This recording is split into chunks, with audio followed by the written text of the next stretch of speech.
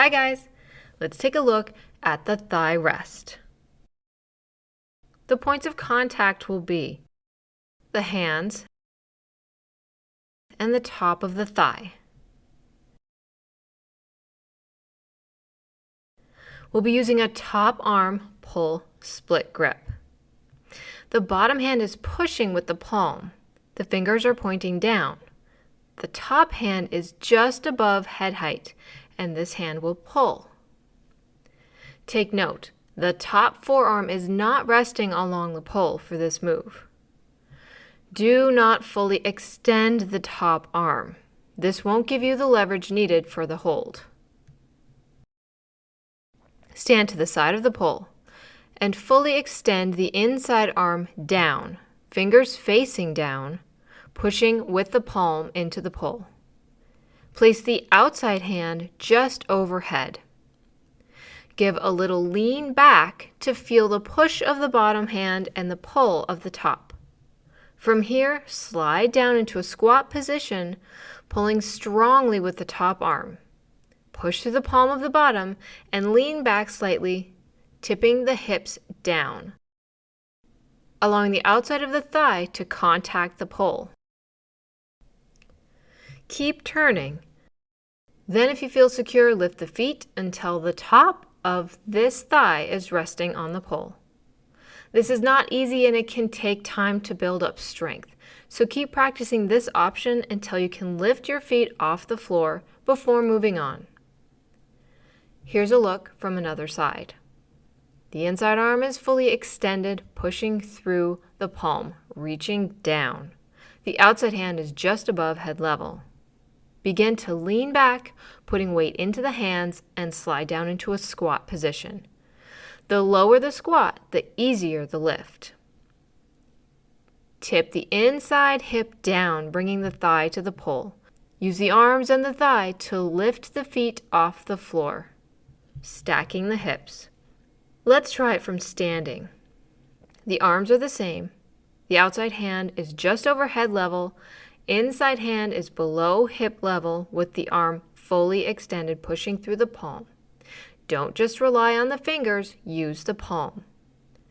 Reach the inside thigh up to the pole and come on to the ball of the foot. When ready, exhale and push the thigh into the pole while pulling with the top arm and pushing with the bottom hand. Stack the hips one on top of the other. Come back to the floor with control. Don't jump. Place the pole on the thigh by using the thigh and the arms to lift, not momentum. Don't fully extend the top arm. This won't give you the power or the angle needed to lift the body. Placing the hand lower allows the body to drop away from the pole and gives you more power to hold on because you're using the bicep. Let's move on to spinning pole. We'll spin forwards first. This time stand a bit farther from the pole and fully extend the top arm. Place the bottom hand low with the fingers down, pushing with the palm.